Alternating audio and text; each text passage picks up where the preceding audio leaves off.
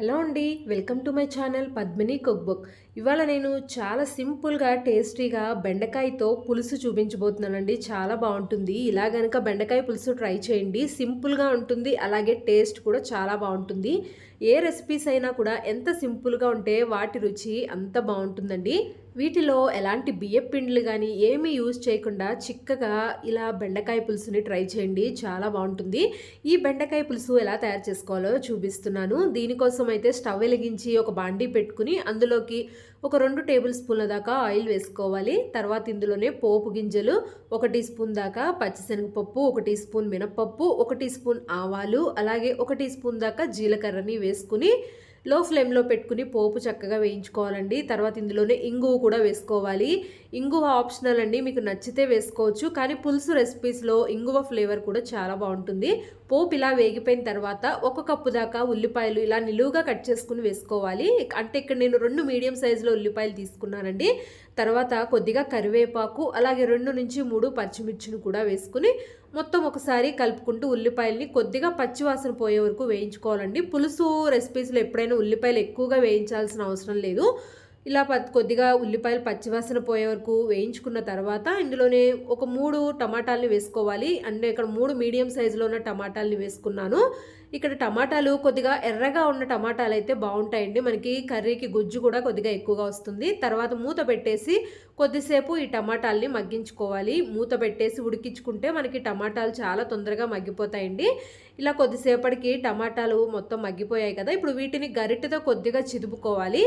టమాటాలు ఇక్కడ బాగానే మెత్తగానే ఉడికిపోయాయి కాబట్టి ఇలా గరిటెతో చిదుపుకుంటే చాలండి, చక్కగా మనకి మెత్తగా అయిపోతాయి. తర్వాత ఇందులోనే 1 కప్పు దాకా ఇలా కొద్దిగా నిలువుగా కట్ చేసుకున్న బెండకాయ ముక్కల్ని వేసుకోవాలి. అంటే ఇక్కడ నేను 1/2 కిలో బెండకాయల్ని తీసుకున్నానండి. 1/2 కిలో బెండకాయల్ని ఇలా కొద్దిగా 1 ఇంచు సైజులో నిలువుగా కట్ చేసుకోవాలి. వీటిని కూడా 1 నిమిషం పాటు కలుపుకుంటూ వేయించుకోవాలి. ఇక్కడ బెండకాయ ముక్కలను కూడా కొద్దిగా వేయించుకున్న తర్వాత ఇందులోనే 1 పావు స్పూన్ దాకా పసుపుని వేసుకోవాలి. తర్వాత ఇందులోనే రుచికి తగినట్టుగా ఉప్పుని కూడా ఇక్కడే వేసేసుకోవాలండి. ఉప్పు వేయటం వల్ల మనకి ముందుగానే బెండకాయలు అనేది కొద్దిగా జిగురు తగ్గుతాయి. తర్వాత కారం కూడా వేసుకోవాలి. ఇక్కడ 1 టీ స్పూన్ దాకా కారం వేసుకున్నాను. కారం కూడా వేసేసుకున్న తర్వాత మొత్తం ఒకసారి కలిసేలాగా బాగా మిక్స్ చేసుకోవాలి. ఇక్కడ నేను కారం కొద్దిగా తక్కువగానే వేసుకున్నానండి, ఎందుకంటే ముందుగా పచ్చిమిర్చిని వేసుకున్నాను కాబట్టి ఎండు కారాన్ని కొద్దిగా తక్కువగా వేసుకున్నాను. తర్వాత ఇందులోనే 1 కప్పు దాకా పల్చగా ఉన్న చింతపండు గుజ్జును వేసుకోవాలి. ఇక్కడ చూసారు కదా, మరీ చిక్కగా లేదండి, కొద్దిగా పల్చగానే ఉంది.